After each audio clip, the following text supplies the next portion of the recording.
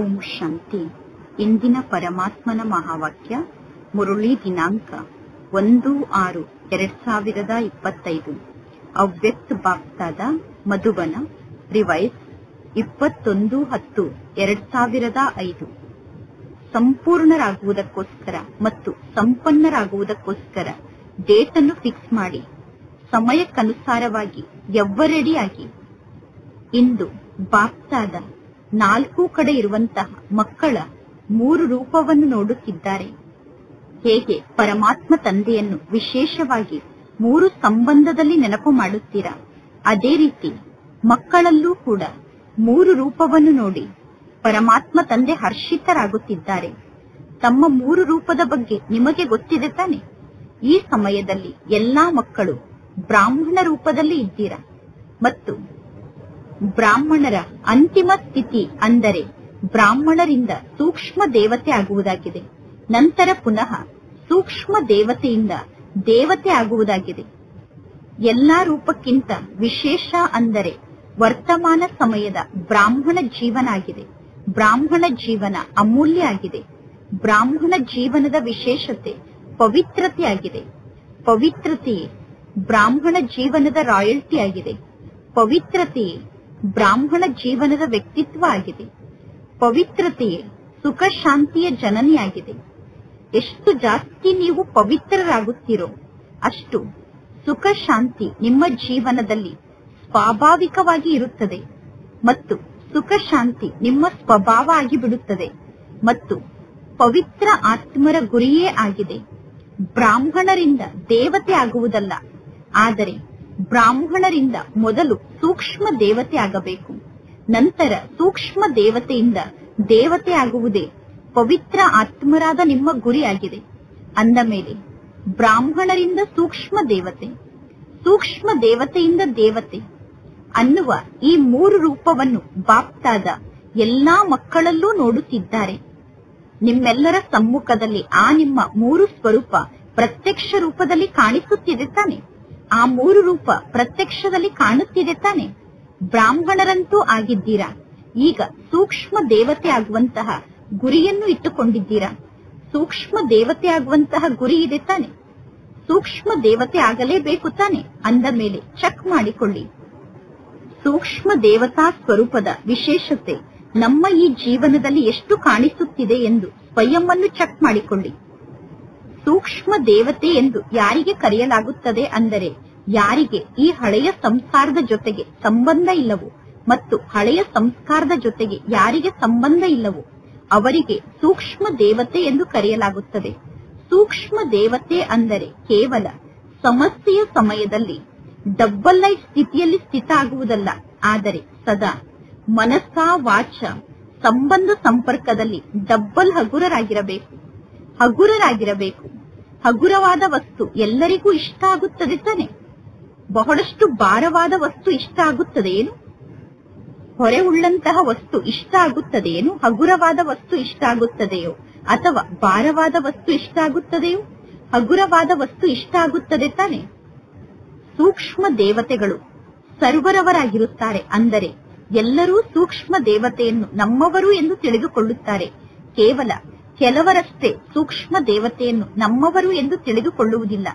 ಸೂಕ್ಷ್ಮ ದೇವತೆ ಅಂದರೆ ಸರ್ವರಿಗೂ ಪ್ರಿಯ ಆಗಿರುತ್ತಾರೆ ಮತ್ತು ಭಿನ್ನ ಆಗಿರುತ್ತಾರೆ. ಕೇವಲ ಪ್ರಿಯ ಆಗುವುದಷ್ಟೇ ಅಲ್ಲ, ಎಷ್ಟು ಪ್ರಿಯ ಆಗಿರುತ್ತಾರೋ ಅಷ್ಟೇ ಭಿನ್ನ ಆಗಿರುತ್ತಾರೆ. ಸೂಕ್ಷ್ಮ ದೇವತೆಗಳ ಲಕ್ಷಣ ಅಂದರೆ ಸೂಕ್ಷ್ಮ ದೇವತೆಗಳು ಸರ್ವರಿಗೂ ಪ್ರಿಯ ಆಗಿರುತ್ತಾರೆ.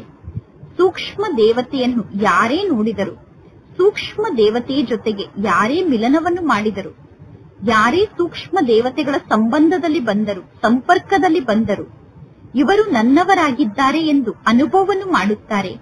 ಹೇಗೆ ಪರಮಾತ್ಮ ತಂದೆಯ ಬಗ್ಗೆ ನೀವೆಲ್ಲರೂ ಅನುಭವವನ್ನು ಮಾಡುತ್ತೀರಾ? ಪರಮಾತ್ಮ ತಂದೆ ನನ್ನವರಾಗಿದ್ದಾರೆ ಎಂದು, ಪರಮಾತ್ಮ ತಂದೆ ನನ್ನವರು ಎಂದು ಎಲ್ಲರೂ ಅನುಭವವನ್ನು ಮಾಡುತ್ತೀರಾ ತಾನೆ? ಅನುಭವವನ್ನು ಮಾಡುತ್ತೀರಾ ತಾನೆ? ಅದೇ ರೀತಿ ಸೂಕ್ಷ್ಮ ದೇವತೆ ಅಂದರೆ ಇವರು ನನ್ನವರು ಎಂದು ಪ್ರತಿಯೊಬ್ಬರೂ ಅನುಭವವನ್ನು ಮಾಡಬೇಕು. ನನ್ನತನದ ಅನುಭವ ಆಗಬೇಕು. ಏಕೆಂದರೆ ಸೂಕ್ಷ್ಮ ದೇವತೆಗಳು ಹಗುರರಾಗಿರುತ್ತಾರೆ. ಅಂದ ಮೇಲೆ ಹಗುರತನ ಸರ್ವರಿಗೂ ಪ್ರಿಯರನ್ನಾಗಿ ಮಾಡುತ್ತದೆ. ಸಂಪೂರ್ಣ ಬ್ರಾಹ್ಮಣ ಪರಿವಾರದವರು ಅನುಭವವನ್ನು ಮಾಡಬೇಕು. ಇವರು ನಮ್ಮವರಾಗಿದ್ದಾರೆ ಎಂದು, ಎಲ್ಲರೂ ಇವರು ನನ್ನವರಾಗಿದ್ದಾರೆ ಎಂದು ಸೂಕ್ಷ್ಮ ದೇವತೆಯಾದ ನಮ್ಮನ್ನು ನೋಡಿ ಅನುಭವ ಮಾಡಬೇಕು. ಹೊರೆಯ ಅನುಭವ ಆಗಬಾರದು, ಭಾರದ ಅನುಭವ ಆಗಬಾರದು. ಏಕೆಂದರೆ ಸೂಕ್ಷ್ಮ ದೇವತೆಯ ಅರ್ಥವೇ ಆಗಿದೆ ಡಬ್ಬಲ್ ಲೈಟ್, ಅಂದರೆ ಡಬ್ಬಲ್ ಹಗುರರಾಗಿ ಇರುವಂತವರು. ಸೂಕ್ಷ್ಮ ದೇವತೆ ಅಂದರೆ ಸಂಕಲ್ಪ, ಮಾತು, ಕರ್ಮ, ಸಂಬಂಧ, ಸಂಪರ್ಕ ಎಲ್ಲದರಲ್ಲೂ ಬೇಹದ್ದಿನಲ್ಲಿ ಇರುವಂತವರು. ಸೂಕ್ಷ್ಮ ದೇವತೆಗಳು ಹದ್ದಿನಲ್ಲಿ ಇರುವುದಿಲ್ಲ. ಸೂಕ್ಷ್ಮ ದೇವತೆಗಳು ಸಂಕಲ್ಪ, ಮಾತು, ಕರ್ಮ, ಸಂಬಂಧ, ಸಂಪರ್ಕದಲ್ಲಿ ಹದ್ದಿನಲ್ಲಿ ಬರುವುದಿಲ್ಲ. ಸೂಕ್ಷ್ಮ ದೇವತೆಗಳು ಅಂದರೆ ಎಲ್ಲರೂ ನನ್ನವರಾಗಿದ್ದಾರೆ ಮತ್ತು ನಾನು ಎಲ್ಲರಿಗೂ ಸಂಬಂಧಪಟ್ಟಿದ್ದೇನೆ, ಅಂದರೆ ಎಲ್ಲರಿಗೂ ನಾನು ಇಷ್ಟ ಆಗುವಂತಹ ಆತ್ಮ ಆಗಿದ್ದೇನೆ. ಎಲ್ಲಿ ಜಾಸ್ತಿ ನನ್ನತನ ಇರುತ್ತದೆಯೋ ಅಲ್ಲಿ ಹಗುರತನ ಇರುತ್ತದೆ. ಸಂಸ್ಕಾರದಲ್ಲೂ ಕೂಡ ಹಗುರತೆ ಅಂದ ಮೇಲೆ ಚೆಕ್ ಮಾಡಿಕೊಳ್ಳಿ, ಎಷ್ಟು ಪರ್ಸೆಂಟ್ ಸೂಕ್ಷ್ಮ ದೇವತಾ ಸ್ವರೂಪದ ಸ್ಥಿತಿಯನ್ನು ತಲುಪಿದ್ದೇನೆ. ಚೆಕ್ ಮಾಡಿಕೊಳ್ಳಲು ಬರುತ್ತದೆ ತಾನೆ? ಚೆಕ್ ಮಾಡಿಕೊಳ್ಳುವಂತವರಾಗಿದ್ದೀರಾ ತಾನೆ? ಕೇವಲ ಚೆಕ್ ಮಾಡಿಕೊಳ್ಳುವಂತವರಾಗಿದ್ದೀರೋ ಅಥವಾ ಚೆಕ್ ಮಾಡಿಕೊಂಡ ನಂತರ ಸರಿಪಡಿಸಿಕೊಳ್ಳುವಂತವರಾಗಿದ್ದೀರೋ? ಶುಭಾಶಯಗಳು. ಬಾಪ್ತಾದರವರಿಗೆ ಈಗ ಇದೇ ಶುಭ ಆಸೆ ಇದೆ. ವರ್ತಮಾನ ಸಮಯವನ್ನು ನೋಡುತ್ತಾ ಯಾರೆಲ್ಲ ತಮ್ಮನ್ನು ತಾವು ಮಹಾರಥಿಗಳು ಎಂದು ತಿಳಿದುಕೊಂಡಿದ್ದೀರೋ ಅವರ ಸ್ಟೇಜ್ 95%ಗೆ ಬಂದು ತಲುಪಿರಬೇಕು. ನೀವೀಗ 95%ಗೆ ಬಂದು ತಲುಪಿರಬೇಕು. ಕೆಲವರು ಹೇಳಿದರು 98%ಗೆ ಬಂದು ತಲುಪುತ್ತೇವೆ ಎಂದು. ಶುಭಾಶಯಗಳು. ನಿಮ್ಮ ಮುಖದಲ್ಲಿ ಗುಲಾಬ್ ಜಾಮೂನ್. ನೀವೀಗ ಪರಮಾತ್ಮ ತಂದೆ ನಿಮ್ಮ ಬಾಯಲ್ಲಿ ಇಟ್ಟಿರುವಂತಹ ಗುಲಾಬ್ ಜಾಮೂನ್ ಅನ್ನು ತಿನ್ನಿ. ಏಕೆಂದರೆ ನೀವೆಲ್ಲರೂ ನೋಡುತ್ತಿದ್ದೀರಾ ಮತ್ತು ನೀವೆಲ್ಲರೂ ಅರ್ಥ ಮಾಡಿಕೊಂಡಿದ್ದೀರಾ. ನಾವೆಲ್ಲರೂ ಆ ಸಂಪನ್ನ ಸ್ಥಿತಿಯನ್ನು ತಲುಪಲೇಬೇಕು.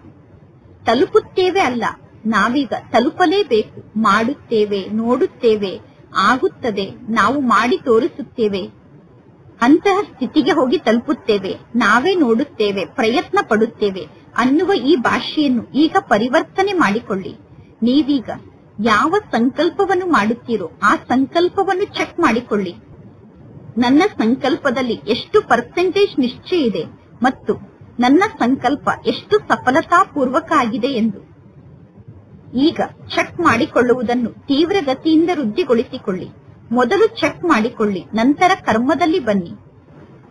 ಎಂದೂ ಕೂಡ ಈ ರೀತಿ ಆಗಬಾರದು. ಎಂತಹ ಸಂಕಲ್ಪ ಬೇಕಾದರೂ ನನ್ನ ಮನಸ್ಸಿನಲ್ಲಿ ಬರುತ್ತದೆ, ಎಂತಹ ಶಬ್ದ ಬೇಕಾದರೂ ನನ್ನ ಬಾಯಿಂದ ಬರುತ್ತದೆ. ಸಂಬಂಧ ಸಂಪರ್ಕದಲ್ಲಿ ಈ ರೀತಿ ಆಗುತ್ತದೆ, ಆ ರೀತಿ ಆಗುತ್ತದೆ ಎಂದು ಹೇಳಬಾರದು.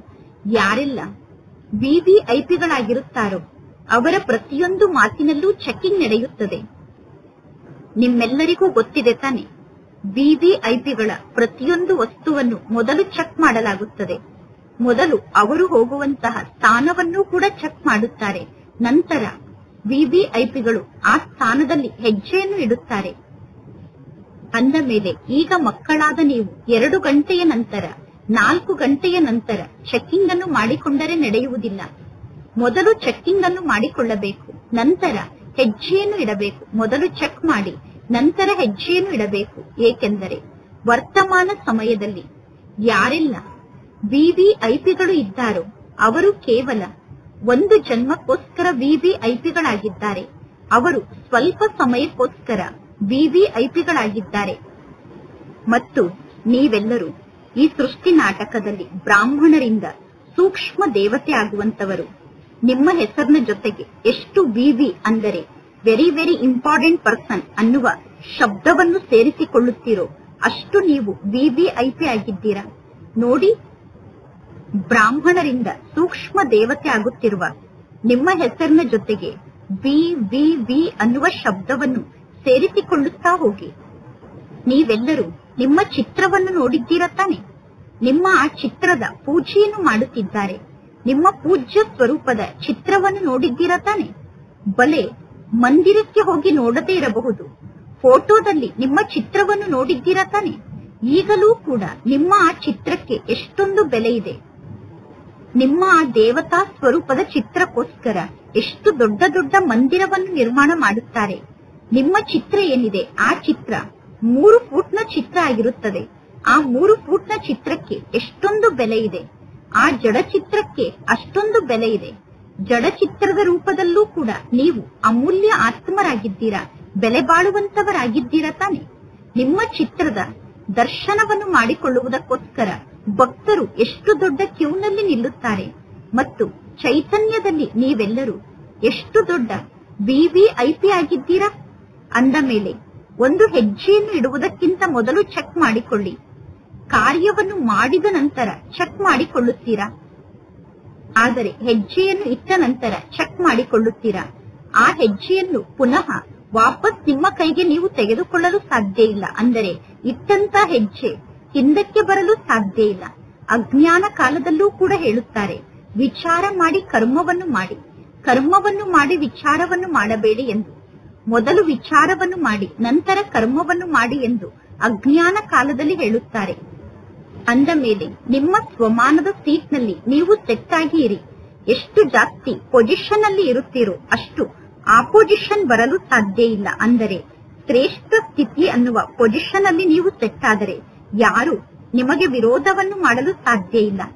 ಮಾಯೆ ಯಾವಾಗ ವಿರೋಧವನ್ನು ಮಾಡುತ್ತದೆ ಅಂದರೆ ಯಾವಾಗ ನೀವು ನಿಮ್ಮ ಶ್ರೇಷ್ಠ ಸ್ಥಿತಿ ಅನ್ನುವ ಪೊಸಿಷನ್ ಅಲ್ಲಿ ಸ್ಥಿತಾಗಿ ಇರುವುದಿಲ್ಲವೋ ಆಗ ಮಾಯೆ ವಿರೋಧವನ್ನು ಮಾಡುತ್ತದೆ. ಅಂದ ಮೇಲೆ ಈಗ ಬಾಪ್ತಾದರವರ ಕ್ವಶನ್ ಆಗಿದೆ, ನಿಮ್ಮೆಲ್ಲರ ಗುರಿಯಾಗಿದೆ ಸಂಪನ್ನ ಆಗುವುದು, ಸಂಪೂರ್ಣ ಆಗುವುದೇ ನಿಮ್ಮೆಲ್ಲರ ಗುರಿಯಾಗಿದೆ.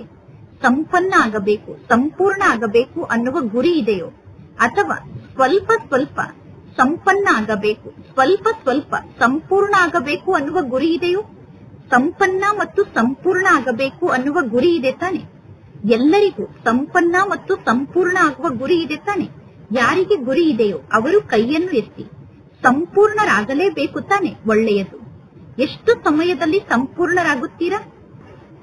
ನೀವು ಜನರಿಗೆ ಪ್ರಶ್ನೆಯನ್ನು ಕೇಳುತ್ತೀರಾ ತಾನೆ. ವಿದ್ಯಾರ್ಥಿಗಳಿಗೆ ಟೀಚರ್ ಪ್ರಶ್ನೆಯನ್ನು ಕೇಳುತ್ತಾರೆ, ನಿಮ್ಮ ಗುರಿ ಏನಾಗಿದೆ ಎಂದು. ಅಂದ ಮೇಲೆ ಇಂದು ಬಾಪ್ತಾದ ವಿಶೇಷವಾಗಿ ಟೀಚರ್ಸ್ ಅನ್ನು ಕೇಳುತ್ತಿದ್ದಾರೆ. 30 ವರ್ಷದ ಟೀಚರ್ಸ್ ಇಲ್ಲಿ ಕುಳಿತಿದ್ದೀರಾ. ಅಂದ ಮೇಲೆ 30 ವರ್ಷದವರು ನಾಳೆ ಪರಸ್ಪರ ಸೇರಿ ಕುಳಿತು ಪ್ರೋಗ್ರಾಮ್ ಅನ್ನು ನಿರ್ಮಾಣ ಮಾಡಬೇಕು. ಬಹಳಷ್ಟು ಮೀಟಿಂಗ್ ಅನ್ನು ಮಾಡುತ್ತೀರಾ. ಬಾಪ್ತಾದ ನೋಡುತ್ತಿರುತ್ತಾರೆ. ಮೀಟಿಂಗ್ ಸೀಟಿಂಗ್, ಮೀಟಿಂಗ್ ಸೀಟಿಂಗ್ ಅಂದರೆ ಸಭೆಯನ್ನು ಸೇರಿಸುತ್ತೀರಾ, ಮೀಟಿಂಗ್ ಮಾಡುತ್ತೀರಾ, ಸಭೆಯಲ್ಲಿ ಸೇರುತ್ತೀರಾ, ಮೀಟಿಂಗ್ ಮಾಡುತ್ತೀರಾ. ಆದರೆ ಈಗ ಎಂತಹ ಮೀಟಿಂಗ್ ಅನ್ನು ಮಾಡಬೇಕು ಅಂದರೆ ಯಾವಾಗ ನಾವು ಸಂಪನ್ನ ಆಗುತ್ತೇವೆ, ಸಂಪನ್ನ ಆಗಲು ಎಷ್ಟು ಸಮಯ ಬೇಕು ಅನ್ನುವ ಮೀಟಿಂಗ್ ಅನ್ನು ಮಾಡಿ. ಮತ್ತು ಎಷ್ಟೆಲ್ಲ ಫಂಕ್ಷನ್ ಅನ್ನು ಮಾಡುತ್ತೀರೋ ಆ ಫಂಕ್ಷನ್ಗೋಸ್ಕರ ಡೇಟ್ ಅನ್ನು ಫಿಕ್ಸ್ ಮಾಡುತ್ತೀರಾ.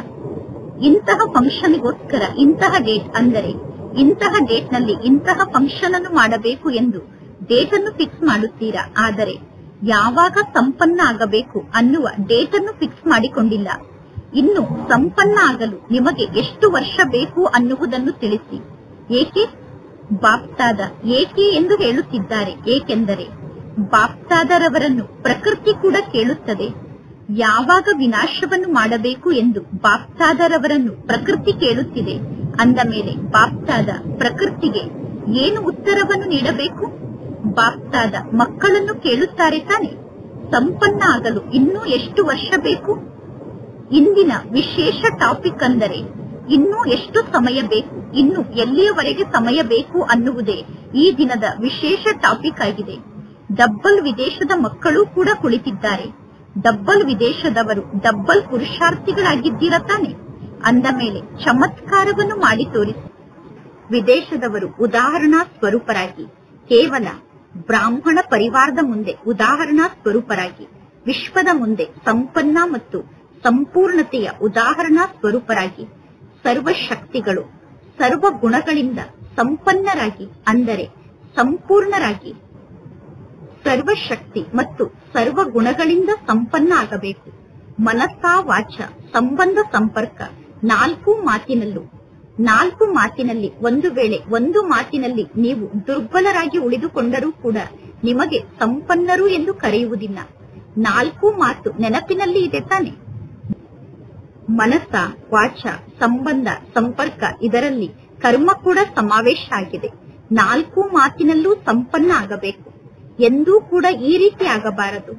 ಮನಸ್ಸ ವಾಚದಲ್ಲಿ ನಾನು ಸರಿಯಾಗಿ ಇದ್ದೇನೆ, ಆದರೆ ಸಂಬಂಧ ಸಂಪರ್ಕದಲ್ಲಿ ಸಂಪನ್ನ ಆಗುವ ಮಾತಿನಲ್ಲಿ ಸ್ವಲ್ಪ ಕೊರತೆ ಇದೆ ಎಂದು ಹೇಳಬಾರದು. ಪರಮಾತ್ಮ ತಂದೆ ತಿಳಿಸಿದ್ದಾರೆ ತಾನೆ. ಯಾರ ಸಮ್ಮುಖಕ್ಕೆ ನೀವು ಹೋಗುತ್ತೀರೋ ಅಥವಾ ಯಾರೆಲ್ಲ ನಿಮ್ಮ ಸಂಪರ್ಕದಲ್ಲಿ ಬರುತ್ತಾರೋ ಅವರು ಅನುಭವವನ್ನು ಮಾಡಬೇಕು, ಇವರು ನನ್ನವರಾಗಿದ್ದಾರೆ ಎಂದು. ನನ್ನ ವಸ್ತುವಿನ ಮೇಲೆ ಅಧಿಕಾರ ಇರುತ್ತದೆ ತಾನೆ. ಯಾರು ನನ್ನವರಾಗಿದ್ದಾರೋ ಅವರನ್ನು ಹಗುರವಾಗಿ ತೆಗೆದುಕೊಳ್ಳುತ್ತೇವೆ. ಅನ್ಯರನ್ನು ಅಷ್ಟೊಂದು ಹಗುರವಾಗಿ ತೆಗೆದುಕೊಳ್ಳುವುದಿಲ್ಲ. ಅನ್ಯರನ್ನು ಅಷ್ಟೊಂದು ಹಗುರವಾಗಿ ತೆಗೆದುಕೊಳ್ಳಲು ಆಗುವುದಿಲ್ಲ. ಅನ್ಯರಿಗೆ ಸ್ವಲ್ಪ ಜಾಸ್ತಿ ಗೌರವವನ್ನು ಕೊಡಬೇಕಾಗುತ್ತದೆ. ಆದರೆ ಯಾರು ನನ್ನವರಾಗಿದ್ದಾರೋ, ಯಾವುದು ನನ್ನದಾಗಿದೆಯೋ ಅದನ್ನು ನಾವು ಹಗುರವಾಗಿ ತೆಗೆದುಕೊಳ್ಳುತ್ತೇವೆ, ಅಂದರೆ ಸಲಿಗೆಯಿಂದ ತೆಗೆದುಕೊಳ್ಳುತ್ತೇವೆ. ಅಂದ ಮೇಲೆ ಎಲ್ಲಾ ಮಾತಿನಲ್ಲೂ ಹಗುರರಾಗಬೇಕು. ಕೇವಲ ನಿಮ್ಮ ಝೋನ್ನಲ್ಲಿ ಹಗುರರಾದರೆ ಸಾಕಾಗುವುದಿಲ್ಲ, ನಿಮ್ಮ ಸೆಂಟರ್ನಲ್ಲಿ ಹಗುರರಾದರೆ ಸಾಕಾಗುವುದಿಲ್ಲ. ಒಂದು ವೇಳೆ ಕೇವಲ ಝೋನ್ನಲ್ಲಿ ಹಗುರರಾದರೆ, ಸೆಂಟರ್ನಲ್ಲಿ ಹಗುರವಾಗಿ ಇದ್ದರೆ ನೀವು ಇಡೀ ವಿಶ್ವಕ್ಕೆ ಹೇಗೆ ರಾಜ ಆಗುತ್ತೀರಾ? ಮತ್ತು ನೀವು ವಿಶ್ವ ಕಲ್ಯಾಣಕಾರಿಗಳಾಗಲು ಸಾಧ್ಯ ಇಲ್ಲ. ಅದರ ಜೊತೆಗೆ ವಿಶ್ವಕ್ಕೆ ರಾಜರಾಗಲು ಸಾಧ್ಯ ಇಲ್ಲ. ರಾಜರು ಅಂದರೆ ಕೇವಲ ಸಿಂಹಾಸನದ ಮೇಲೆ ಕುಳಿತು ರಾಜ್ಯವನ್ನು ಆಳುವಂತವರಷ್ಟೇ ಅಲ್ಲ. ರಾಜ್ಯದಾನಿಯಲ್ಲಿ ರಾಯಲ್ ಫ್ಯಾಮಿಲಿಗೆ ರಾಜ್ಯ ಅಧಿಕಾರಿ ಆದಂತವರು ಕೂಡ ರಾಜರೇ ಆಗಿದ್ದಾರೆ. ಅವರು ರಾಜ್ಯದಲ್ಲಿ ರಾಯಲ್ ಫ್ಯಾಮಿಲಿಯಲ್ಲಿ ರಾಜ್ಯ ಅಧಿಕಾರಿಗಳಾಗಿದ್ದಾರೆ. ಅಂದ ಮೇಲೆ ಏನನ್ನು ಮಾಡುತ್ತೀರಾ? ಇನ್ನು ಎಷ್ಟು ಸಮಯ ಬೇಕು, ಅಂದರೆ ಇನ್ನೂ ಎಲ್ಲಿಯವರೆಗೂ ಸಮಯ ಬೇಕು ಅನ್ನುವ ಪ್ರಶ್ನೆಗೆ ಉತ್ತರವನ್ನು ಕೊಡುತ್ತೀರಾ ತಾನೆ. ಮೀಟಿಂಗ್ ಅನ್ನು ಮಾಡುತ್ತೀರಾ ತಾನೆ. ಮೀಟಿಂಗ್ ನಲ್ಲಿ ಫೈನಲ್ ಮಾಡಿ ಉತ್ತರವನ್ನು ತಿಳಿಸಿ, ಸರಿ ತಾನೆ? ಒಳ್ಳೆಯದು. ಎಲ್ಲರೂ ಚೆನ್ನಾಗಿದ್ದೀರಾ ತಾನೆ. ಎಲ್ಲರೂ ನಾನು ಮಾಡಿ ತೋರಿಸಲೇಬೇಕು ಅನ್ನುವ ಉತ್ಸಾಹ ಎಲ್ಲರಲ್ಲೂ ಇದೆ ತಾನೆ. ನಾನು ಮಾಡಿ ತೋರಿಸಲೇಬೇಕು ಅನ್ನುವ ಉತ್ಸಾಹ ಎಲ್ಲರಲ್ಲೂ ಜಾಗೃತ ಆಗುತ್ತಿದೆ ತಾನೆ. ನಾನು ಸಂಪನ್ನ ಆಗಲೇಬೇಕು, ಸಂಪೂರ್ಣ ಆಗಲೇಬೇಕು. ಬಾಪ್ತಾದ ಇದೇ ಉಮಂಗ್ ಉತ್ಸಾಹವನ್ನು ಮಕ್ಕಳಲ್ಲಿ ತುಂಬುತ್ತಾರೆ. ಮಾಯಿ ಕೂಡ ನೋಡುತ್ತಿರುತ್ತದೆ. ಮಕ್ಕಳಲ್ಲಿ ಉಮಂಗ್ ಉತ್ಸಾಹ ಇದೆ ಅಂದ ಮೇಲೆ ಮಾಯೆ ಸ್ವಲ್ಪ ಏನನ್ನಾದರೂ ಮಾಡಿ ತೋರಿಸುತ್ತದೆ. ಏಕೆಂದರೆ ಈಗ ಇದು ಮಾಯೆಯ ಅಂತಿಮ ಸಮಯ ಆಗಿದೆ. ಮಾಯೆಯ ಅಂತಿಮ ಸಮಯ ಕೂಡ ಸಮೀಪದಲ್ಲಿ ಇದೆ. ಅಂದ ಮೇಲೆ ಮಾಯೆ ತನ್ನ ಬಳಿ ಎಷ್ಟೆಲ್ಲಾ ಅಸ್ತ್ರಶಸ್ತ್ರ ಇದೆಯೋ ಆ ಅಸ್ತ್ರಶಸ್ತ್ರವನ್ನು ಉಪಯೋಗ ಮಾಡುತ್ತದೆ. ಮತ್ತು ಮಾಯೆ ಹೇಗೆ ಪಾಲನೆಯನ್ನು ನೀಡುತ್ತದೆ ಅಂದರೆ ಮಕ್ಕಳಿಗೆ ಅರ್ಥವೇ ಆಗುವುದಿಲ್ಲ. ಇದು ಮಾಯೆಯ ಪಾಲನೆ ಆಗಿದೆ ಎಂದು ಮಕ್ಕಳಿಗೆ ಅರ್ಥವೇ ಆಗುವುದಿಲ್ಲ. ಇದು ಮಾಯೆಯ ಮತ ಆಗಿದೆ ಅನ್ನುವುದೇ ಮಕ್ಕಳಿಗೆ ಅರ್ಥ ಆಗುವುದಿಲ್ಲ. ಇದು ಮಾಯೆಯ ಮತ ಆಗಿದೆಯೋ ಪರಮಾತ್ಮ ತಂದೆಯ ಮತ ಆಗಿದೆಯೋ ಅನ್ನುವುದು ಮಕ್ಕಳಿಗೆ ಅರ್ಥ ಆಗುವುದಿಲ್ಲ. ಇದು ಮಾಯೆಯ ಮತ ಆಗಿದೆಯೋ ಅಥವಾ ಪರಮಾತ್ಮ ತಂದೆಯ ಮತ ಆಗಿದೆಯೋ ಅನ್ನುವ ಮಾತನ್ನು ಮಕ್ಕಳು ಮಿಕ್ಸ್ ಮಾಡಿಕೊಂಡು ಬಿಡುತ್ತಾರೆ. ಸೂಕ್ಷ್ಮ ದೇವತಾ ಸ್ವರೂಪವನ್ನು ರೂಪಿಸಿಕೊಳ್ಳುವಾಗ ಯಾವ ಮಾತು ವಿಘ್ನವನ್ನು ಹಾಕುತ್ತದೆ ಅಥವಾ ಅಡೆತಡೆಯನ್ನು ಹಾಕುತ್ತದೆ, ಅಥವಾ ವಿಶೇಷ ಪುರುಷಾರ್ಥದಲ್ಲಿ ಯಾವ ಮಾತು ಅಡೆತಡೆಯನ್ನು ಹಾಕುತ್ತದೆ, ಅದರಲ್ಲೂ ಕೂಡ ಎರಡು ಶಬ್ದವೇ ಇದೆ. ಆ ಎರಡು ಶಬ್ದ ಸಾಮಾನ್ಯವಾದ ಶಬ್ದ ಆಗಿದೆ, ಕಷ್ಟದ ಶಬ್ದ ಅಲ್ಲ. ಮತ್ತು ಅನೇಕ ಬಾರಿ ಆ ಶಬ್ದವನ್ನು ನೀವು ಉಪಯೋಗ ಮಾಡುತ್ತೀರಾ. ಆ ಶಬ್ದ ಯಾವುದಾಗಿದೆ? ನಾನು ಮತ್ತು ನನ್ನದು ಅನ್ನುವಂತಹ ಶಬ್ದ. ಬಾಪ್ತಾದ ಬಹಳ ಸಹಜ ವಿಧಿಯನ್ನು ಮೊದಲೇ ತಿಳಿಸಿದ್ದಾರೆ. ಈ ನಾನು ಮತ್ತು ನನ್ನದು ಅನ್ನುವುದನ್ನು ಪರಿವರ್ತನೆ ಮಾಡಿಕೊಳ್ಳಬೇಕು. ನಾನು ಮತ್ತು ನನ್ನದು ಅನ್ನುವುದನ್ನು ಪರಿವರ್ತನೆ ಮಾಡಿಕೊಳ್ಳುವುದು ಹೇಗೆ ಅನ್ನುವುದು ನೆನಪಿದೆ ತಾನೆ. ನೋಡಿ, ಯಾವ ಸಮಯದಲ್ಲಿ ನೀವು ನಾನು ಅನ್ನುವ ಶಬ್ದವನ್ನು ಹೇಳುತ್ತೀರೋ ಆ ಸಮಯದಲ್ಲಿ ನಾನು ಆತ್ಮ ಆಗಿದ್ದೇನೆ ಅನ್ನುವ ಸ್ವರೂಪ ನಿಮ್ಮ ಸಮ್ಮುಖದಲ್ಲಿ ಕಾಣಿಸಬೇಕು. ನಾನು ಅನ್ನುವ ಶಬ್ದವನ್ನು ಹೇಳಿದಾಗ ಆತ್ಮದ ಸ್ವರೂಪವನ್ನು ಸಮ್ಮುಖದಲ್ಲಿ ನೋಡಿ. ನಾನು ಅನ್ನುವ ಶಬ್ದವನ್ನು ಹೇಳುವಾಗ ಕೇವಲ ನಾನು ಎಂದು ಹೇಳಬೇಡಿ, ನಾನು ಆತ್ಮ ಆಗಿದ್ದೇನೆ ಎಂದು ತಿಳಿದುಕೊಂಡು ನಾನು ಎಂದು ಹೇಳಿ. ನಾನು ಅನ್ನುವ ಶಬ್ದವನ್ನು ಹೇಳಿದಾಗ ಸ್ವಾಭಾವಿಕವಾಗಿ ಆತ್ಮದ ಸ್ಮೃತಿಯನ್ನು ತಂದುಕೊಳ್ಳಿ. ನಾನು ಅನ್ನುವ ಶಬ್ದದ ಹಿಂದೆ ಆತ್ಮ ಅನ್ನುವ ಶಬ್ದವನ್ನು ಸೇರಿಸಿ ನಾನು ಆತ್ಮ ಆಗಿದ್ದೇನೆ ಎಂದು ಹೇಳಿ. ಯಾವಾಗ ನನ್ನದು ಅನ್ನುವ ಶಬ್ದವನ್ನು ಹೇಳುತ್ತೀರೋ ಆಗ ಮೊದಲು ನನ್ನ ಬಾಬಾ ಎಂದು ಹೇಳಿ. ನನ್ನ ರುಮಾಲ್, ನನ್ನ ಸೀರೆ, ಇದು ನನ್ನದು, ಅದು ನನ್ನದು ಎಂದು ಹೇಳುತ್ತೀರಾ. ಆದರೆ ಎಲ್ಲದಕ್ಕಿಂತ ಮೊದಲು ನನ್ನ ಬಾಬಾ, ಮೇರಾ ಬಾಬಾ ಎಂದು ಹೇಳಬೇಕು. ನನ್ನದು ಅನ್ನುವ ಶಬ್ದವನ್ನು ಹೇಳಿದ ತಕ್ಷಣ ಪರಮಾತ್ಮ ತಂದೆ ಸಮ್ಮುಖದಲ್ಲಿ ಕಾಣಿಸಬೇಕು.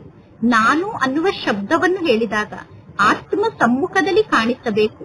ಇದು ಸ್ವಾಭಾವಿಕ ಗುಣ ಆಗಿಬಿಡಬೇಕು ಮತ್ತು ನಿಮ್ಮ ಸ್ವಭಾವ ಆಗಿಬಿಡಬೇಕು. ಈ ಮಾತನ್ನು ಸ್ವಭಾವವನ್ನಾಗಿ ಮಾಡಿಕೊಳ್ಳುವುದು ಸಹಜ ಆಗಿದೆಯೋ ಅಥವಾ ಕಷ್ಟ ಆಗಿದೆಯೋ? ನಿಮ್ಮೆಲ್ಲರಿಗೂ ಗೊತ್ತಿದೆ ನಾನು ಆತ್ಮ ಆಗಿದ್ದೇನೆ ಎಂದು. ಆದರೆ ನಾನು ಅನ್ನುವ ಶಬ್ದವನ್ನು ಹೇಳುವ ಸಮಯದಲ್ಲಿ ನಾನು ಆತ್ಮ ಎಂದು ನೀವು ಸ್ವೀಕಾರವನ್ನು ಮಾಡುವುದಿಲ್ಲ. ನಾನು ಆತ್ಮ ಆಗಿದ್ದೇನೆ ಎಂದು 100% ಒಪ್ಪಿಕೊಂಡಿದ್ದೀರಾ. ನಾನು ಆತ್ಮ ಎಂದು ಸ್ವೀಕಾರ ಕೂಡ ಮಾಡುತ್ತೀರಾ. ನಂತರ ದೇಹಾಭಿಮಾನ ನಮ್ಮ ಸ್ವಭಾವ ಆಯಿತು. ಆಗ ನಾನು ದೇಹ ಎಂದು ನೆನಪು ಮಾಡಿಕೊಳ್ಳಲು ಕಷ್ಟವನ್ನು ಪಡಬೇಕಾಯಿತೇನು? ನಾನು ದೇಹ ಅನ್ನುವುದು ಸ್ವಾಭಾವಿಕವಾಗಿ ನೆನಪಿನಲ್ಲಿ ಇತ್ತು ತಾನೆ. ಅಂದ ಮೇಲೆ ನಾನು ಅನ್ನುವ ಶಬ್ದವನ್ನು ಬಾಯಿಂದ ಹೇಳುವುದಕ್ಕಿಂತ ಮೊದಲು ನಾನು ಅನ್ನುವುದು ಸಂಕಲ್ಪದಲ್ಲಿ ಬರುತ್ತದೆ ತಾನೆ. ಯಾವಾಗ ಸಂಕಲ್ಪದಲ್ಲಿ ನಾನು ಅನ್ನುವ ಶಬ್ದ ಬರುತ್ತದೆಯೋ ಆಗ ತಕ್ಷಣ ನಾನು ಆತ್ಮ ಆಗಿದ್ದೇನೆ ಅನ್ನುವ ಸ್ವರೂಪ ಸಮ್ಮುಖದಲ್ಲಿ ಕಾಣಿಸಬೇಕು. ಈ ಅಭ್ಯಾಸವನ್ನು ಮಾಡಿಕೊಳ್ಳುವುದು ಸಹಜ ಆಗಿದೆಯೋ ಅಥವಾ ಇಲ್ಲವೋ? ಕೇವಲ ನಾನು ಅನ್ನುವ ಶಬ್ದವನ್ನು ಹೇಳಬೇಡಿ. ನಾನು ಆತ್ಮ ಎಂದು ತಿಳಿದುಕೊಂಡು ಆತ್ಮದ ಜೊತೆಗೆ ನಾನು ಅನ್ನುವ ಶಬ್ದವನ್ನು ಹೇಳಿ. ಆಗ ನಾನು ಆತ್ಮ ಅನ್ನುವುದು ಪಕ್ಕಾ ಆಗುತ್ತದೆ. ಹೇಗೆ ಶರೀರದ ಹೆಸರು ಪಕ್ಕಾ ರೂಪದಲ್ಲಿ ಧಾರಣೆ ಆಗಿದೆ ತಾನೆ. ಯಾರಾದರೂ ಬೇರೆಯವರನ್ನು ಕೂಗಿ ಕರೆದರೂ ಕೂಡ ನೀವು ಆ ಕಡೆ ತಿರುಗಿ ನೋಡುತ್ತೀರಾ ತಾನೆ. ಅಂದ ಮೇಲೆ ನಾನು ಆತ್ಮ ಆಗಿದ್ದೇನೆ. ಆತ್ಮಕ್ಕೆ ಬಾಪ್ತಾದ ಸಂಸಾರ ಆಗಿದ್ದಾರೆ. ಆತ್ಮನಾದ ನನಗೆ ಪರಮಾತ್ಮ ತಂದೆಯೇ ಸಂಸಾರ ಆಗಿದ್ದಾರೆ. ಆತ್ಮನ ಸಂಸ್ಕಾರ ಅಂದರೆ ಬ್ರಾಹ್ಮಣನಿಂದ ಸೂಕ್ಷ್ಮ ದೇವತೆ ಆಗುವುದು, ಸೂಕ್ಷ್ಮ ದೇವತೆಯಿಂದ ದೇವತೆ ಆಗುವುದೇ ಆತ್ಮದ ಸಂಸ್ಕಾರ ಆಗಿದೆ. ಅಂದ ಮೇಲೆ ಏನನ್ನು ಮಾಡುತ್ತೀರಾ? ಈಗ ಈ ಮನಸ್ಸಿನ ಡ್ರಿಲ್ ಅನ್ನು ಮಾಡಿ. ವರ್ತಮಾನ ಸಮಯದಲ್ಲಿ ಡಾಕ್ಟರ್ ಕೂಡ ಹೇಳುತ್ತಾರೆ ಡ್ರಿಲ್ ಅನ್ನು ಮಾಡಿ, ಡ್ರಿಲ್ ಅನ್ನು ಮಾಡಿ, ಎಕ್ಸರ್ಸೈಸ್ ಅನ್ನು ಮಾಡಿ ಎಂದು. ಅಂದ ಮೇಲೆ ಈಗ ನೀವು ಈ ಎಕ್ಸರ್ಸೈಸ್ ಅನ್ನು ಮಾಡಿ. ನಾನು ಆತ್ಮ ಆಗಿದ್ದೇನೆ ಮತ್ತು ಪರಮಾತ್ಮ ತಂದೆ ನನ್ನವರಾಗಿದ್ದಾರೆ ಅಂದರೆ ಮೇರಾ ಬಾಬಾ ಅನ್ನುವ ಎಕ್ಸರ್ಸೈಸ್ ಅನ್ನು ಮಾಡಿ. ಏಕೆಂದರೆ ನಾಟಕಕ್ಕನುಸಾರವಾಗಿ ಸಮಯದ ಗತಿಯನ್ನು ಸ್ವಲ್ಪ ಸ್ಲೋ ಮಾಡಬೇಕಾಗುತ್ತದೆ. ಅಂದರೆ ಸಮಯವನ್ನು ಸ್ವಲ್ಪ ನಿಧಾನವಾಗಿ ಹೋಗುವಂತೆ ಮಾಡಬೇಕಾಗುತ್ತದೆ. ಹಾಗೆ ನೋಡಿದರೆ ರಚಯಿತ ಆದಂತಹ ನೀವು ತೀವ್ರ ಗತಿಯಲ್ಲಿ ಮುಂದಿರಬೇಕು. ನಿಮ್ಮ ರಚನೆಯಾದಂತಹ ಸಮಯ ತೀವ್ರ ಗತಿಯಲ್ಲಿ ಮುಂದೆ ಹೋಗಬಾರದು. ಆದರೆ ವರ್ತಮಾನ ಸಮಯಕ್ಕನುಸಾರವಾಗಿ ಸಮಯ ತೀವ್ರ ಗತಿಯಲ್ಲಿ ಮುಂದೆ ಹೋಗುತ್ತಿದೆ. ಪ್ರಕೃತಿ ಕೂಡ ಎವ್ವರೆಡಿ ಆಗಿದೆ. ಕೇವಲ ಪರಮಾತ್ಮ ತಂದೆಯ ಆದೇಶಕ್ಕೋಸ್ಕರ ಪ್ರಕೃತಿ ನಿಂತಿದೆ. ಅಂದರೆ ತಂದೆಯ ಆದೇಶಕ್ಕೋಸ್ಕರ ಪ್ರಕೃತಿ ಕಾಯುತ್ತಿದೆ. ನಾಟಕ ಸಮಯಕ್ಕೆ ಆರ್ಡರ್ ಅನ್ನು ಕೊಡುತ್ತದೆ ತಾನೆ. ಸ್ಥಾಪನೆಯ ಕಾರ್ಯವನ್ನು ಮಾಡುವಂತವರು ಒಂದು ವೇಳೆ ಎವ್ವರೆಡಿ ಆಗದೇ ಇದ್ದರೆ ವಿನಾಶದ ನಂತರ ಏನು ಪ್ರಳಯ ಆಗಬೇಕೇನು? ಪ್ರಳಯ ಆಗುತ್ತದೆಯೇನು? ವಿನಾಶದ ನಂತರ ಸ್ಥಾಪನೆ ಆಗಲೇಬೇಕು ತಾನೆ. ಅಂದ ಮೇಲೆ ಸ್ಥಾಪನೆಗೆ ನಿಮಿತ್ತ ಆದಂತವರು ಸಮಯಕ್ಕನುಸಾರವಾಗಿ ಎವ್ವರೆಡಿ ಆಗಿರಬೇಕು. ಬಾಪ್ತಾದ ನೀವು ಎವ್ವರೆಡಿ ಆಗಿರುವುದನ್ನು ನೋಡಲು ಬಯಸುತ್ತಾರೆ. ಹೇಗೆ ಬ್ರಹ್ಮ ತಂದೆ ನಂಬರ್ 1 ಅರ್ಜುನ ಆದರೂ ತಾನೆ, ಬ್ರಹ್ಮ ತಂದೆ ಉದಾಹರಣಾ ಸ್ವರೂಪ ಆದರೂ ತಾನೆ. ಅದೇ ರೀತಿ ಬ್ರಹ್ಮ ತಂದೆಯನ್ನು ಅನುಕರಣೆ ಮಾಡುವಂತವರು ಏನಾಗುತ್ತಾರೆ? ಸ್ವಯಂ ಅನ್ನು ನೋಡಿಕೊಳ್ಳಿ ಮತ್ತು ಸಮಯವನ್ನು ನೋಡಿ.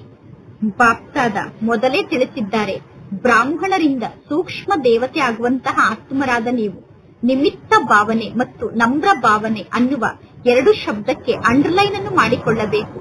ಆಗ ದೇಹಾಭಿಮಾನದ ನನ್ನತನ ಅನ್ನುವಂಥದ್ದು ಸಮಾಪ್ತಿಯಾಗುತ್ತದೆ.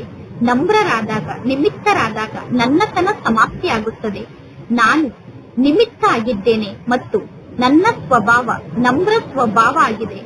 ಎಷ್ಟು ನಮ್ರರಾಗುತ್ತೀರೋ ಅಷ್ಟು ಗೌರವ ಪ್ರಾಪ್ತಿಯಾಗುತ್ತದೆ. ಏಕೆಂದರೆ ಯಾರು ನಮ್ರರಾಗುತ್ತಾರೋ ಅವರು ಸರ್ವರಿಗೂ ಪ್ರಿಯರಾಗುತ್ತಾರೆ. ಮತ್ತು ಯಾವಾಗ ನೀವು ಪ್ರಿಯರಾಗುತ್ತೀರೋ ಆಗ ಸ್ವಾಭಾವಿಕವಾಗಿ ನಿಮಗೆ ಗೌರವ ಪ್ರಾಪ್ತಿಯಾಗುತ್ತದೆ. ಅಂದ ಮೇಲೆ ನಿಮಿತ್ತ ಭಾವ, ನಮ್ರತೆಯ ಭಾವ ಮತ್ತು ಭಾವನೆ, ಶುಭ ಭಾವನೆಯನ್ನು ಧಾರಣೆ ಮಾಡಿಕೊಳ್ಳಿ. ಭಾವ ಮತ್ತು ಭಾವನೆ ಅನ್ನುವ 2 ಮಾತಿದೆ. ಅಂದ ಮೇಲೆ ನಿಮಿತ್ತ ಭಾವ ಮತ್ತು ನಮ್ರತೆಯ ಭಾವ ಹಾಗೂ ನಿಮಿತ್ತ ಭಾವನೆ ಹಾಗೂ ನಮ್ರತೆಯ ಭಾವನೆ ಪ್ರತಿಯೊಬ್ಬರ ಬಗ್ಗೆ ಇರಬೇಕು. ಪ್ರತಿಯೊಬ್ಬರ ಬಗ್ಗೆ ಶುಭ ಭಾವನೆ, ಶುಭ ಕಾಮನೆ ಇರಬೇಕು. ಅವರು ಎಂತಹ ವ್ಯಕ್ತಿಗಳು ಬೇಕಾದರೂ ಆಗಿರಬಹುದು. ಆದರೆ ನೀವು ನಿಮಿತ್ತ ಭಾವನೆ ಉಳ್ಳವರಾಗಿ, ನಮ್ರತೆಯ ಭಾವ ಉಳ್ಳವರಾಗಿ ಮತ್ತು ಶುಭ ಭಾವನೆಯ ವಾತಾವರಣವನ್ನು ಹೇಗೆ ರೂಪಿಸಬೇಕು ಅಂದರೆ ನಿಮ್ಮ ಸಮ್ಮುಖದಲ್ಲಿರುವಂತಹ ಆತ್ಮರನ್ನು ನಿಮ್ಮ ಶುಭ ಭಾವನೆಯ ವೈಬ್ರೇಷನ್ ಚೇಂಜ್ ಮಾಡಿಬಿಡಬೇಕು. ನೀವೀಗ ಎಂತಹ ಶುಭ ಭಾವನೆಯ ವಾತಾವರಣವನ್ನು ರೂಪಿಸಬೇಕು ಅಂದರೆ ಆ ವೈಬ್ರೇಷನ್ ಅಲ್ಲಿ ನಿಮ್ಮ ಸಮ್ಮುಖದಲ್ಲಿರುವಂತಹ ಆತ್ಮರು ಪರಿವರ್ತನೆ ಆಗಿ ಬಿಡುತ್ತಾರೆ. ಕೆಲವು ಮಕ್ಕಳು ಪರಮಾತ್ಮ ತಂದೆಯ ಜೊತೆಗೆ ಆತ್ಮಿಕ ವಾರ್ತಾಲಾಪವನ್ನು ಮಾಡುತ್ತಿರುತ್ತಾರೆ. ವಾರ್ತಾಲಾಪದಲ್ಲಿ ಮಕ್ಕಳು ಪರಮಾತ್ಮ ತಂದೆಗೆ ಹೇಳುತ್ತಾರೆ, ಒಂದನೆಯದಾಗಿ ನಾನು ಮನಸ್ಸಿನಲ್ಲಿ ಶುಭ ಭಾವನೆಯನ್ನು ಇಟ್ಟುಕೊಂಡೆ, ಆದರೂ ಕೂಡ ಅವರು ಬದಲಾಗಲಿಲ್ಲ. ನಾನು ಶುಭ ಭಾವನೆಯನ್ನು ಇಟ್ಟುಕೊಂಡಿದ್ದರೂ ಕೂಡ ಅವರು ಬದಲಾಗುತ್ತಿಲ್ಲ. ನಂತರ ನಾನು ಸಾಕಾಗಿ ಬಿಟ್ಟೆ, ಅಂದರೆ ನನಗೆ ಸುಸ್ತಾಗಿ ಬಿಟ್ಟಿತು, ನಾನು ಬೇಸರಕ್ಕೊಳಗಾದೆ ಎಂದು ಹೇಳುತ್ತಾರೆ. ಪಾಪ, ಈಗ ಆ ಆತ್ಮರ ವೃತ್ತಿ ಏನಿದೆ, ಆ ಆತ್ಮರ ದೃಷ್ಟಿ ಏನಿದೆ, ಆ ವೃತ್ತಿ ಮತ್ತು ದೃಷ್ಟಿ ಕಲ್ಲಿನ ಸಮಾನ ಆಗಿದೆ. ಕಲ್ಲಿನ ಸಮಾನ ಆಗಿರುವಂತಹ ವೃತ್ತಿ ಮತ್ತು ದೃಷ್ಟಿ ಪರಿವರ್ತನೆ ಆಗಲು ಸ್ವಲ್ಪ ಸಮಯ ಅಂತೂ ಬೇಕು ತಾನೆ. ಒಳ್ಳೆಯದು, ನೀವು ತಿಳಿದುಕೊಳ್ಳಿ, ಅವರು ಬದಲಾಗುತ್ತಿಲ್ಲ ಎಂದು. ಅವರು ಬದಲಾಗದೇ ಇದ್ದರೂ ಕೂಡ ನೀವು ನಿಮ್ಮನ್ನು ಸರಿಯಾಗಿ ಇಟ್ಟುಕೊಳ್ಳಿ. ನೀವು ಸದಾ ನಿಮ್ಮ ಶ್ರೇಷ್ಠ ಸ್ಥಿತಿಯಲ್ಲಿ ಸ್ಥಿತ ಆಗಿರಿ. ನೀವೇಕೆ ಬೇಸರಕ್ಕೊಳಗಾಗುತ್ತೀರಾ? ನೀವು ಬೇಸರಕ್ಕೊಳಗಾಗಬೇಡಿ. ಒಳ್ಳೆಯದು, ಅವರು ಬದಲಾಗದೇ ಇದ್ದರೂ ಕೂಡ ಅವರ ಜೊತೆಗೆ ನಾನು ಅವರಂತೆ ಬದಲಾಗಿ ಬಿಡಬಾರದು. ಒಂದು ವೇಳೆ ನೀವು ಬೇಸರಕ್ಕೊಳಗಾದರೆ ಇದು ಶಕ್ತಿಶಾಲಿ ಸ್ಥಿತಿ ಆಯಿತೇನು? ನೀವು ಬೇಸರಕ್ಕೊಳಗಾದರೆ ನೀವು ಅವರನ್ನು ಪರಿವರ್ತನೆ ಮಾಡಿದಂತೆ ಆಯಿತೇನು? ನೀವು ನಿಮ್ಮ ಸ್ವಮಾನದ ಸೀಟನ್ನು ಏಕೆ ಬಿಡುತ್ತೀರಾ? ವ್ಯರ್ಥ ವಿಚಾರ ನಿಮ್ಮ ಮನಸ್ಸಿನಲ್ಲಿ ಉತ್ಪನ್ನ ಆಗಬಾರದು. ಏಕೆ ಹೇಳಲಾಗುತ್ತದೆ? ವ್ಯರ್ಥ ವಿಚಾರವನ್ನು ಮಾಡುವುದು ಅಂದರೆ ಮಾಯೆಗೋಸ್ಕರ ಬಾಗಿಲನ್ನು ತೆರೆಯುವುದಾಗಿದೆ. ಬಾಗಿಲನ್ನು ಮುಚ್ಚುವುದು ನಂತರ ಬಹಳ ಕಷ್ಟ ಆಗುತ್ತದೆ. ಆದ್ದರಿಂದ ಏಕೆ ಎಂದು ವಿಚಾರವನ್ನು ಮಾಡಬೇಡಿ. ದಯಾಹೃದಯಿಗಳಾಗಿ ವೈಬ್ರೇಷನ್ ಅನ್ನು ನೀಡುತ್ತಾ ಇರಿ. ನೀವು ನಿಮ್ಮ ಸೀಟನ್ನು ಬಿಟ್ಟಾಗ ನೀವು ಬೇಸರಕ್ಕೊಳಗಾಗುತ್ತೀರಾ?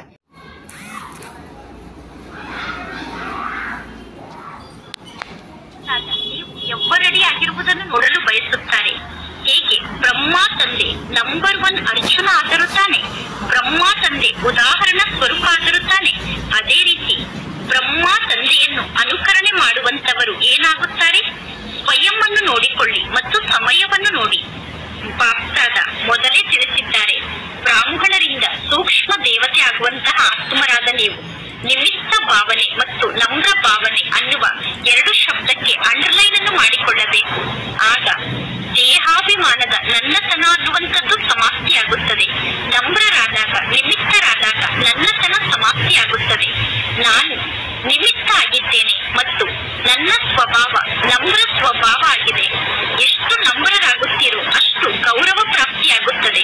ಏಕೆಂದರೆ ಯಾರು ನಮ್ರರಾಗುತ್ತಾರೋ ಅವರು ಸರ್ವರಿಗೂ ಪ್ರಿಯರಾಗುತ್ತಾರೆ. ಮತ್ತು ಯಾವಾಗ ನೀವು ಪ್ರಿಯರಾಗುತ್ತೀರೋ ಆಗ ಸ್ವಾಭಾವಿಕವಾಗಿ ನಿಮಗೆ ಗೌರವ ಪ್ರಾಪ್ತಿಯಾಗುತ್ತದೆ. ಅಂದ ಮೇಲೆ ನಿಮಿತ್ತ ಭಾವ, ನಮ್ರತೆಯ ಭಾವ ಮತ್ತು ಭಾವನೆ, ಶುಭ ಭಾವನೆಯನ್ನು ಧಾರಣೆ ಮಾಡಿಕೊಳ್ಳಿ. ಭಾವ ಮತ್ತು ಭಾವನೆ ಅನ್ನುವ 2 ಮಾತಿದೆ. ಅಂದ ಮೇಲೆ ನಿಮಿತ್ತ ಭಾವ ಮತ್ತು ನಮ್ರತೆಯ ಭಾವ ಹಾಗೂ ನಿಮಿತ್ತ ಭಾವನೆ ಹಾಗೂ ನಮ್ರತೆಯ ಭಾವನೆ ಪ್ರತಿಯೊಬ್ಬರ ಬಗ್ಗೆ ಇರಬೇಕು. ಪ್ರತಿಯೊಬ್ಬರ ಬಗ್ಗೆ ಶುಭ ಭಾವನೆ, ಶುಭ ಕಾಮನೆ ಇರಬೇಕು. ಅವರು ಎಂತಹ ವ್ಯಕ್ತಿಗಳು ಬೇಕಾದರೂ ಆಗಿರಬಹುದು. ಆದರೆ ನೀವು ನಿಮಿತ್ತ ಭಾವನೆ ಉಳ್ಳವರಾಗಿ, ನಮ್ರತೆಯ ಭಾವ ಉಳ್ಳವರಾಗಿ ಮತ್ತು ಶುಭ ಭಾವನೆಯ ವಾತಾವರಣವನ್ನು ಹೇಗೆ ರೂಪಿಸಬೇಕು ಅಂದರೆ ನಿಮ್ಮ ಸಮ್ಮುಖದಲ್ಲಿರುವಂತಹ ಆತ್ಮರನ್ನು ನಿಮ್ಮ ಶುಭ ಭಾವನೆಯ ವೈಬ್ರೇಷನ್ ಚೇಂಜ್ ಮಾಡಿಬಿಡಬೇಕು. ನೀವೀಗ ಎಂತಹ ಶುಭ ಭಾವನೆಯ ವಾತಾವರಣವನ್ನು ರೂಪಿಸಬೇಕು ಅಂದರೆ ಆ ವೈಬ್ರೇಷನ್ ಅಲ್ಲಿ ನಿಮ್ಮ ಸಮ್ಮುಖದಲ್ಲಿರುವಂತಹ ಆತ್ಮರು ಪರಿವರ್ತನೆ ಆಗಿ ಬಿಡುತ್ತಾರೆ. ಕೆಲವು ಮಕ್ಕಳು ಪರಮಾತ್ಮ ತಂದೆಯ ಜೊತೆಗೆ ಆತ್ಮಿಕ ವಾರ್ತಾಲಾಪವನ್ನು ಮಾಡುತ್ತಿರುತ್ತಾರೆ. ವಾರ್ತಾಲಾಪದಲ್ಲಿ ಮಕ್ಕಳು ಪರಮಾತ್ಮ ತಂದೆಗೆ ಹೇಳುತ್ತಾರೆ, ಒಂದನೆಯದಾಗಿ ನಾನು ಮನಸ್ಸಿನಲ್ಲಿ ಶುಭ ಭಾವನೆಯನ್ನು ಇಟ್ಟುಕೊಂಡೆ, ಆದರೂ ಕೂಡ ಅವರು ಬದಲಾಗಲಿಲ್ಲ. ನಾನು ಶುಭ ಭಾವನೆಯನ್ನು ಇಟ್ಟುಕೊಂಡಿದ್ದರೂ ಕೂಡ ಅವರು ಬದಲಾಗುತ್ತಿಲ್ಲ. ನಂತರ ನಾನು ಸಾಕಾಗಿ ಬಿಟ್ಟೆ, ಅಂದರೆ ನನಗೆ ಸುಸ್ತಾಗಿ ಬಿಟ್ಟಿತು, ನಾನು ಬೇಸರಕ್ಕೊಳಗಾದೆ ಎಂದು ಹೇಳುತ್ತಾರೆ. ಪಾಪ, ಈಗ ಆ ಆತ್ಮರ ವೃತ್ತಿ ಏನಿದೆ, ಆ ಆತ್ಮರ ದೃಷ್ಟಿ ಏನಿದೆ, ಆ ವೃತ್ತಿ ಮತ್ತು ದೃಷ್ಟಿ ಕಲ್ಲಿನ ಸಮಾನ ಆಗಿದೆ.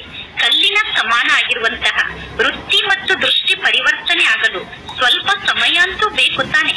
ಒಳ್ಳೆಯದು, ನೀವು ತಿಳಿದುಕೊಳ್ಳಿ, ಅವರು ಬದಲಾಗುತ್ತಿಲ್ಲ ಎಂದು. ಅವರು ಬದಲಾಗದೇ ಇದ್ದರೂ ಕೂಡ ನೀವು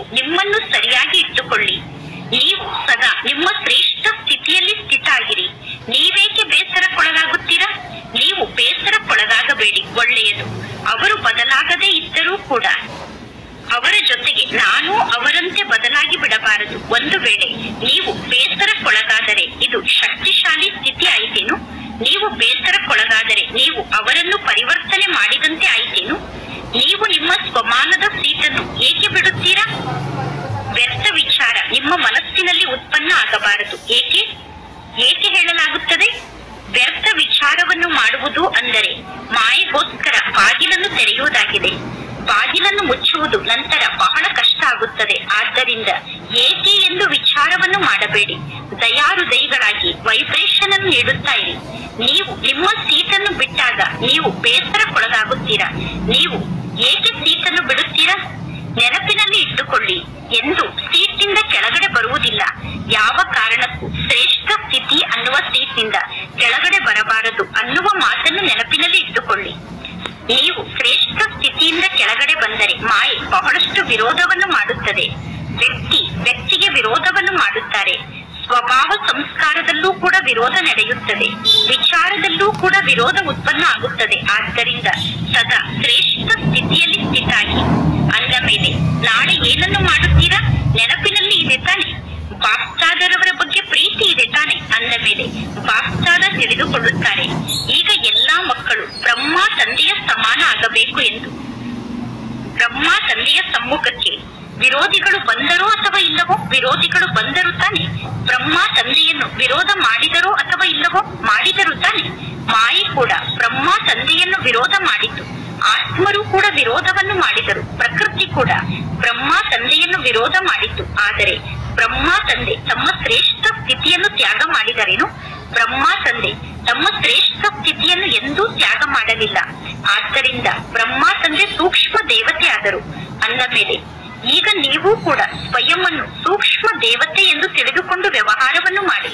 ನಾನು ಸೂಕ್ಷ್ಮ ದೇವತೆ ಆಗಿದ್ದೇನೆ ಎಂದು ತಿಳಿದುಕೊಳ್ಳಿ ಮತ್ತು ಒಬ್ಬರು ಇನ್ನೊಬ್ಬರನ್ನು ಸೂಕ್ಷ್ಮ ದೇವತಾ ಸ್ವರೂಪದಲ್ಲಿ ನೋಡಿ. ಎಲ್ಲರೂ ಸೂಕ್ಷ್ಮ ದೇವತೆಗಳಾಗಿದ್ದಾರೆ ಅನ್ನುವ ರೂಪದಲ್ಲಿ ನೋಡಿ. ಸೂಕ್ಷ್ಮ ದೇವತೆಯಾದ ನನಗೆ ಹಳೆಯ ಸಂಸಾರದ ಜೊತೆಗೂ ಸಂಬಂಧ ಇಲ್ಲ, ಹಳೆಯ ಸಂಸ್ಕಾರದ ಜೊತೆಗೂ ಸಂಬಂಧ ಇಲ್ಲ ಮತ್ತು ಈ ಜಗತ್ತಿನ ಯಾವ ಬ್ರಾಹ್ಮಣರ ಜೊತೆಗೂ ಸಂಬಂಧ ಇಲ್ಲ. ಎಲ್ಲಾ ಸಂಬಂಧ ಸಮಾಪ್ತಿಯಾಗಿದೆ. ಈಗ ನಾನು ಸೂಕ್ಷ್ಮ ದೇವತೆ ಆಗಿದ್ದೇನೆ. ಎಲ್ಲರೂ ಸೂಕ್ಷ್ಮ ದೇವತೆ ಆಗಿದ್ದಾರೆ. ಇವರು ಸೂಕ್ಷ್ಮ ದೇವತೆ ಆಗಿದ್ದಾರೆ, ಅವರು ಸೂಕ್ಷ್ಮ ದೇವತೆ ಆಗಿದ್ದಾರೆ ಅನ್ನುವ ದೃಷ್ಟಿಯಿಂದ ಎಲ್ಲರನ್ನೂ ನೋಡಿ. ಅನ್ನುವ ವೈಬ್ರೇಷನ್ ಅನ್ನೇ ಎಲ್ಲಾ ಕಡೆ ಹರಡಿ. ಎಲ್ಲರೂ ಸೂಕ್ಷ್ಮ ದೇವತೆಗಳು ಅನ್ನುವ ವೈಬ್ರೇಷನ್ ಅನ್ನು ಹರಡಿ. ಒಳ್ಳೆಯದು. ಈಗ ಒಂದು ನಿಮಿಷದಲ್ಲಿ ಇಂತಹ ಶಕ್ತಿಶಾಲಿ ಸ್ಥಿತಿಯಲ್ಲಿ ಸ್ಥಿತಾಗಿ ಸರ್ವ ಶಕ್ತಿಯಿಂದ ಸಂಪನ್ನಾಗಿ ವಿಶ್ವದ ಆತ್ಮರಿಗೆ ಶಕ್ತಿಯ ಕಿರಣವನ್ನು ಕೊಡಿ. ನಾಲ್ಕು ಕಡೆ ಇರುವಂತಹ ಆತ್ಮರಿಗೆ ನಿಮ್ಮ ಶಕ್ತಿಯ ವೈಬ್ರೇಷನ್ ಅನ್ನು ನೀಡಿ. ವಿಶ್ವದ ನಾಲ್ಕು ಕಡೆ ನಿಮ್ಮ ಶಕ್ತಿಯ ವೈಬ್ರೇಷನ್ ಹೋಗಿ ತಲುಪಬೇಕು. ಎಲ್ಲರೂ ಡೆಡ್ ಸೈಲೆನ್ಸ್ ನ ಅನುಭವವನ್ನು ಮಾಡಿ. ಸತ್ತಾಗ ಎಷ್ಟು ಶಾಂತಿಯಲ್ಲಿ ಸ್ಥಿತ ಆಗುತ್ತಾರೋ ಅಂತಹ ಶಾಂತಿಯ ಅನುಭವವನ್ನು ಮಾಡಿ. ಒಳ್ಳೆಯದು.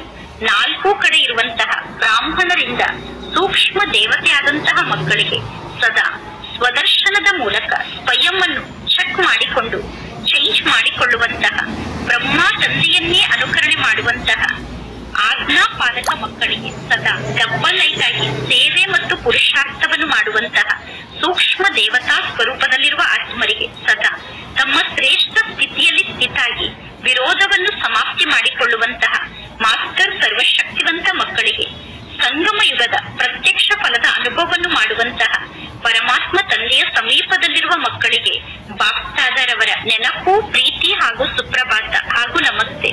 ಬಾಪ್ತಾದರವರಿಗೆ ಮಕ್ಕಳ ನೆನಪು, ಪ್ರೀತಿ ಹಾಗೂ ನಮಸ್ತೆ ನಮಸ್ತೆ ನಮಸ್ತೆ. ಇಂದಿನ ವರದಾನ ಆಗಿದೆ. ಪ್ರತ್ಯಕ್ಷತೆಯ ಸಮಯವನ್ನು ಸಮೀಪಕ್ಕೆ ತರುವಂತಹ ಸದಾ ಶುಭ ಚಿಂತಕರು ಮತ್ತು ಸ್ವಚಿಂತಕರು ಆಗಿ ಸೇವೆಯಲ್ಲಿ ಸಫಲತೆಗೆ ಆಧಾರ ಶುಭ ಚಿಂತಕ ವೃತ್ತಿಯಾಗಿದೆ. ಏಕೆಂದರೆ ನಿಮ್ಮ ಈ ವೃತ್ತಿ ಆತ್ಮರಲ್ಲಿ ಗ್ರಹಿಸುವಂತಹ ಶಕ್ತಿಯನ್ನು ವೃದ್ಧಿ ಮಾಡುತ್ತದೆ ಮತ್ತು ಆತ್ಮರಲ್ಲಿ ಜ್ಞಾನವನ್ನು ತಿಳಿದುಕೊಳ್ಳಬೇಕು ಅನ್ನುವ ಆಸಕ್ತಿಯನ್ನು ವೃದ್ಧಿ ಮಾಡುತ್ತದೆ. ಅದರ ಮೂಲಕ ವಾಣಿಯ ಸೇವೆಯಲ್ಲಿ ಸಹಜವಾಗಿ ಸಫಲತೆ ಪ್ರಾಪ್ತಿಯಾಗುತ್ತದೆ. ಯಾವಾಗ ಆತ್ಮರಲ್ಲಿ ತಿಳಿದುಕೊಳ್ಳಬೇಕು ಅನ್ನುವ ಆಸಕ್ತಿ ಜಾಸ್ತಿಯಾಗುತ್ತದೆಯೋ ಆಗ ವಾಣಿಯ ಸೇವೆಯಲ್ಲಿ ಸಹಜವಾಗಿ ಸಫಲತೆ ಸಿಗುತ್ತದೆ. ಮತ್ತು ಸ್ವಯಂಗೋಸ್ಕರ ಸ್ವಚಿಂತನೆಯನ್ನು ಮಾಡುವಂತಹ ಸ್ವಚಿಂತಕ ಆತ್ಮರು ಸದಾ ಮಾಯಾಪ್ರೂಫ್ ಆಗಿರುತ್ತಾರೆ. ಅವರು ಎಂದೂ ಕೂಡ